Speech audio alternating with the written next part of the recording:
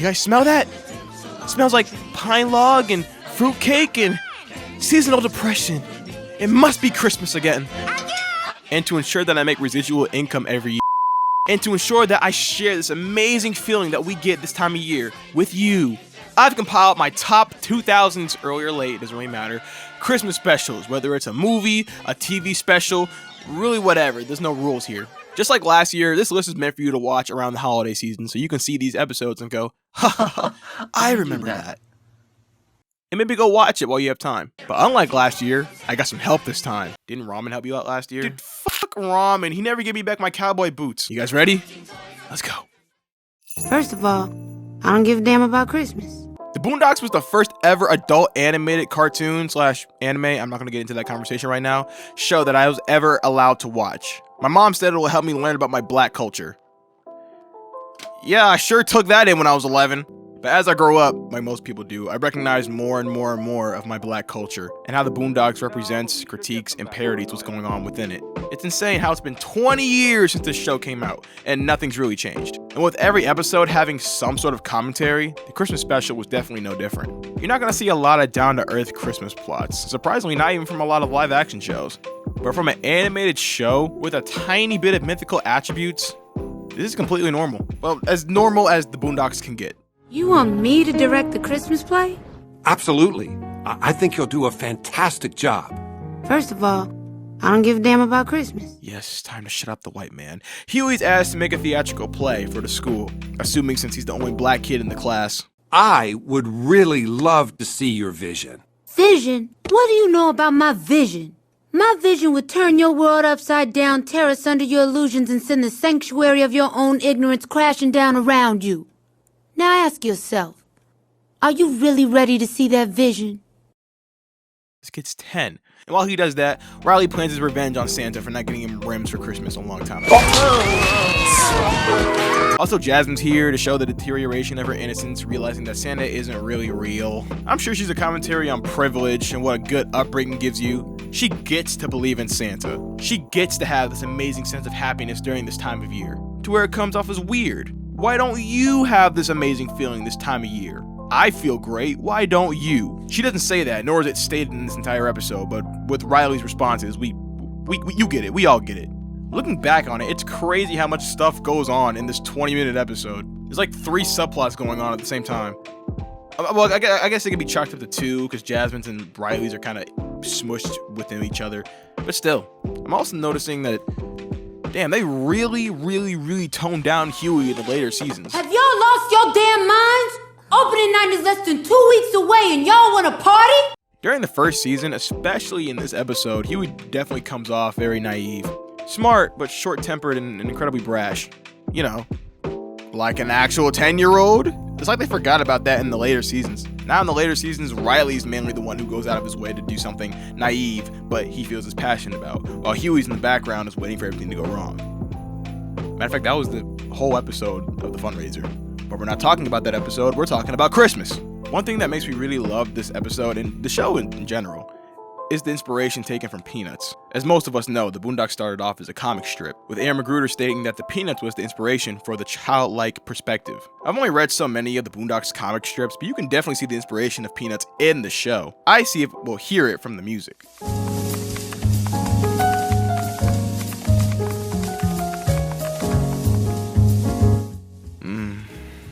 Classic piano. Let's see, Jesus can't be black. What do you mean he can't be black? He can't be black. Maybe we could make Jesus another color. How about white? In addition to Arabs, the Middle East has always had many people of African descent whom you would consider black. Sorry, can't do it. Oh, right, that.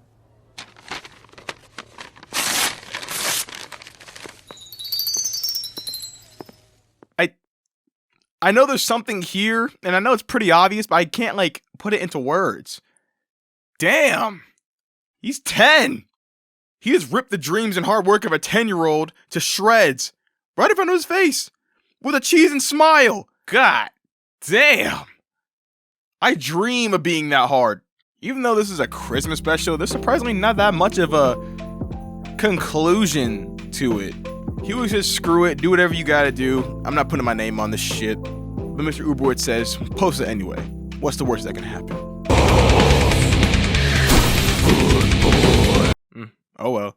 And there's not really a lesson at the end of it, which it's an adult cartoon. It doesn't have to be. But like, that's kind of like the whole point of Christmas specials, that you're supposed to like spend time with family and junk. But that doesn't happen. Jasmine continues to live in blissful youthful ignorance. Huey doesn't really get what he wants out of the play. And Riley... I heard you work for Santa. I got a message for him. Tell him Riley said I'll be waiting for his ass next Christmas. And that nigga better pay what he owe. Ow! Is Riley. Definitely more of a in the season type of episode more than it is a Christmas special. It's like the Die Hard of anime/animation. Such a fucking stupid comparison. Oh my God. But I really wanted to add the Boondocks to this list because A, I love the Boondocks, and B, even though it isn't exactly a Christmas special, it definitely gave me a perspective on how this holiday is handled, seeing how it's a pagan holiday, and it really gave me a different perspective on my religious preferences, but it also gives me the Christmas feels, which is what I want you to have as well. All right, next one. Okay, I begged Ramen to help me out again this year with one segment, and he'd only do it if I gave him one of my Ben 10 watches. Ever since then, my pulling game has gone to absolute zero. That was the only thing girls looked at when they saw me. This was a huge sacrifice for me, so I'd really appreciate it if you like and subscribed. I can't attract girls with my looks, and now I can't attract them with the accessories I buy. So maybe if they see my comment section, they'll think I'm popping.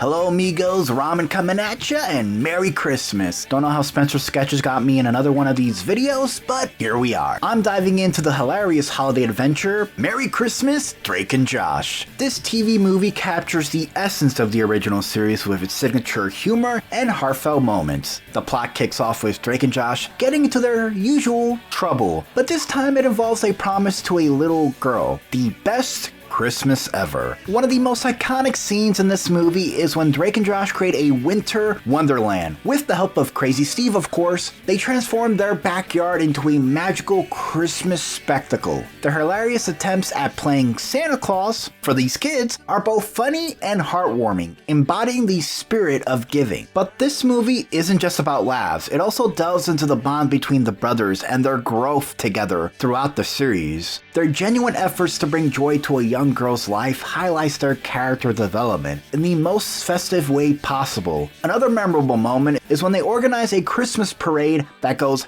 hilariously wrong, yet turns out to be a heartwarming success. What makes Merry Christmas, Drake and Josh so special is its blend of comedy and warmth, reminding us the importance of family and kindness. It's a perfect mix of slapstick humor and touching moments, making it an ideal holiday watch for the entire family. Also, Drake and Josh give this guy a monkey, and I'm gonna be honest, these two should not have any access to monkeys. Remember the last time they had a monkey? You know, some Jeffrey Dahmer looking guy was about to eat him and Drake and Josh were trapped in that closet? Yeah, no monkeys. Drake and Josh should not have a monkey. How did this guy get a monkey? Either way, monkey business aside, if you're looking for a festive and fun movie to get into the Christmas spirit, Merry Christmas, Drake and Josh is a must-see. Thank you, Spencer Sketches. I'll probably be in the next Christmas video because it's tradition. My name is Ramen. Merry Christmas and peace out. Nobody want no like that. Now, the show already having a pretty unconventional idea, the Christmas episode of Black Jesus is pretty common. A parody of the Christmas Carol where Jesus has ain't nobody trying to watch that bullshit. Yeah, that shit sucks. All right, next one. Shade, come over here and let them know about this Rudolph sequel that I've never heard of. This CGI Rudolph movie on VHS is one I had on repeat as a kid. I know it isn't as good as the original Rankin Bass specials that preceded it, as those are better put together. They are animated in practical stop motion, so the visuals have aged much better. Still, I have a nostalgic soft spot for Rudolph the Red-Nosed Reindeer and the Island of Misfit Toys, which is a sequel to the original special. It's a fun watch despite the CGI animation aging a bit badly. The film begins with this random snowman journalist who plays the role of a narrator. Where's the original? You are not the guy. You're not capable of being the guy. I had a guy, but now I don't. You are not the guy. This film begins with Rudolph dealing with his fame after the original special. He feels like people view his red nose as a fun party trick, despite its practical use on a foggy Christmas Eve. Bored of lighting disco balls, he goes to the island of misfit toys. King Moon Racer's got a royal toothache. Can you come to the island of misfit toys? He said it! He said it! Hermie, now a dentist, has an appointment with the ruler of that island. After the appointment at the island of misfit toys, disaster arises. But before that, Rudolph talks about his relationship with Clarice, and we learn Hermie tried to rizz up the Tooth Fairy. Hermie faints in front of her, and this scene, no joke, ended up convincing 6-year-old me to faint on the hard pavement in front of my crush. She then was shocked and asked me if I was okay. This moment lives rent-free in my head. Anyway, they get stranded, then run into a hippo lady named Camilla. She is interesting as she can restore toys. Rudolph is considering a nose job to be normal. Camilla says she can give him that. However, Clarice later tells Rudolph she likes his nose and thinks it makes him special. The two reindeers' relationship in this film is really cute overall. My favorite scene of the two is when Rudolph shares his true feelings with Clarice and she successfully flies. Anyway, the rest of the film focuses on Rudolph and the gang investigating the disappearance of a bunch of toys stolen by mysterious Mr. Enter. I mean, the Toy Taker. The Toy Taker is a neat villain. He's got an over-the-top green and purple blimp and has a fun villain ballad. He's a mysterious former toy who was abandoned by his kids. So yeah, essentially he's Lotso Hugging Bear before Lotso was even a thing. Anyway, the Toy Taker gets caught and is revealed to be a bear named Mr. Cuddles. It's here he sings a song about how his kid forgot about him, similar to what Jessie sang in Toy Story 2. The Toy Story 2 and 3 parallels are very strong here. However, unlike Lotso, he gets a happy ending instead of attempting murder on our main characters. I'll never get over how Lotso was okay with letting everyone die in that film. That bear was an absolute menace. Anyway, Mr. Cuddles gets to be gifted to his original owner's daughter. It's a happy ending. The end. Overall, this is a fine special. The songs pale in comparison to the original Rankin Bass specials. Some fall flat. But it's a fine sequel and companion piece to Rudolph that's worth a watch. Thanks Spencer Sketches for letting me talk about this nostalgic special. Anyway, see y'all. I'm gonna be like Hermie and go faint in front of my crush and embarrass myself yet again. Bye. Thank you, Shade. I appreciate it. I'd fuck the shit out of Camilla. What the fuck is your problem? I said it. I was gonna do this next segment all by myself, but then Taj hit me up and begged me for an opening in this video and for a free meal at Whataburger. And I was like, fine, I guess. So, Taj, come over here and talk to him real quick. All right. You're giving me a headache, dear. Now, where's that chowder?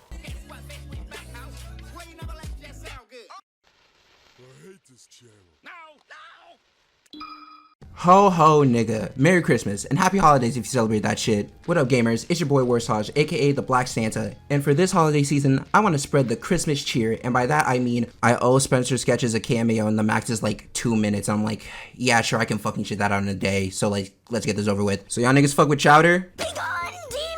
Now, I'm gonna keep it a bug with you, bro. I honestly believe that Chowder is the funniest Cartoon Network show that has ever been out. That shit is just comedy gold. And what a surprise. Hey, It's Christmas is a holiday special that keeps up the Christmas cheer while being funny as fuck. In the grand scheme of things, the structure of the special is pretty simple. Chowder wants his insert stupid Christmas gift name here. In order to get it, he must appease the Christmas god, aka Christmas Kringle. And in order to appease said eldritch horror, they must make the perfect gingerbread house. But here's one problem. Mun fucking sucks at that.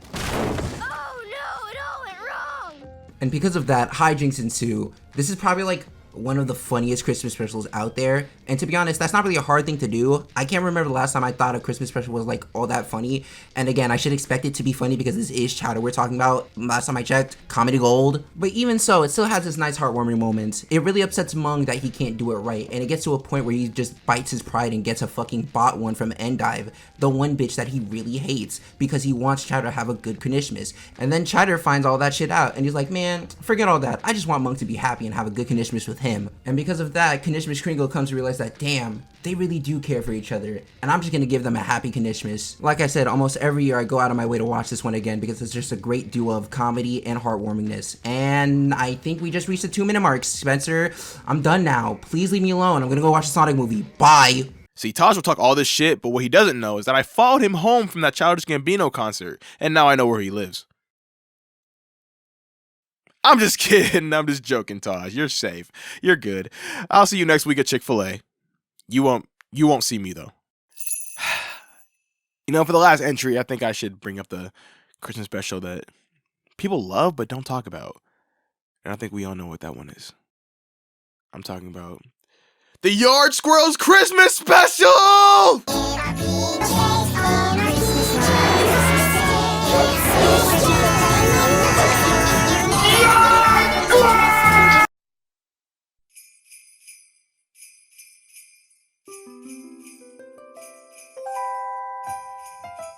Another considerably common one, but legitimately, I haven't seen this one, or seen anyone talk about this one in years. The Ed, Edd n Eddy Christmas Jingle Jingle Jangle Special. You don't need an introduction, you've seen this, we've all seen this one. Eddy gets gypped and gets a bunch of crappy presents this year, so he goes around the cul-de-sac to see if he can scam anybody for one of theirs. Have y'all ever tried to sneak and look at your Christmas presents before Christmas? I didn't. But you know how many ass whoopings I got because apparently I went out of my way to find them when really they were just on the bottom floor of the drawer? Why is it my fault that you suck at hiding presents? Mama, why is there a shoebox in the refrigerator? With it being Ed, Edd n Eddy, of course slapstick and hilarity is going to ensue. The highlights of the episode are obviously Eddy getting fucked up by everybody in the cul-de-sac he tries to scam. You know, this episode is showing off all the characters and their different traditions for the holiday. I am surprised not one of them turned out to be Jewish. I thought Rolf was gonna have a Hebrew background, but no. Hey, Eddy! Merry Christmas, dude. But before you get any gifts, eggnog, you have to help me put this up. You know what happens when someone catches you under the mistletoe, don't you, Eddy? Oh my god, I'm the only person in the world who can fumble any harder than this. It was an open invitation right there, man, and oh my god, that reminds me back when I was in 9th grade and that one girl who I was in love with who didn't really like me said she'd give me a chance at the Christmas party right before winter break, and then afterwards I threw up on her shoes because the pizza was all greasy and I was nervous, and god damn it, Jessica, please talk to me again. Every time I hear people talk about this episode, they always only bring up the ending scene where the Kanker sisters come in and commit the most kinkiest nativity scene that's ever been made, as far as I know. But one thing I really want to bring up about this special is how well they bring out the atmosphere. Maybe it's because the majority of Ed, Edd n Eddy was set in the summer and a little bit of fall, but seeing the cul-de-sac with a bunch of lights and the Christmas trees and all the snow, I don't know why, but every other Christmas special does that, but for some reason, Ed, Edd n Eddy, this one puts me in the feels. Probably because it's dark. Were y'all ever allowed to play outside in the dark during Christmas break? I wasn't, but I did anyway. There's just something so different about riding your bike around the neighborhood, only being illuminated by the Christmas lights around. And that feeling really hits in this scene.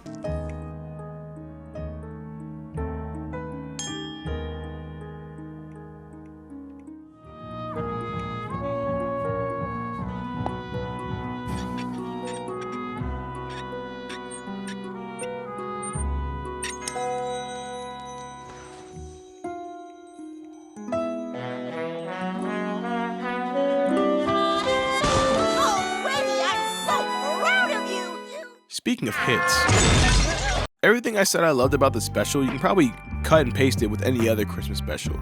I'm pretty sure I'm just blinded by nostalgia for why I love this episode so much. Granted, you are too, because why else would you click on this video? I can't exactly put a finger on why I care about this special so much more than any other special outside of me being nostalgically biased.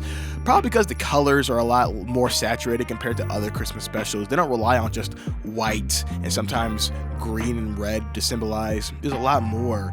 Maybe because like the purple sky really emits like dark, but not dark. Yeah. No. Come on. I hope you get what I mean when I say that. Just gives the Christmas feels. That's all that matters. This was definitely one of the episodes I'd make sure to go out my way to watch every year. Every time I see it on the channel guide, I make sure to DVR it or make sure I be home so I can see it in time. And thankfully, with today's technology, I don't have to do that anymore. I can just go to the preferred streaming service that is hosted.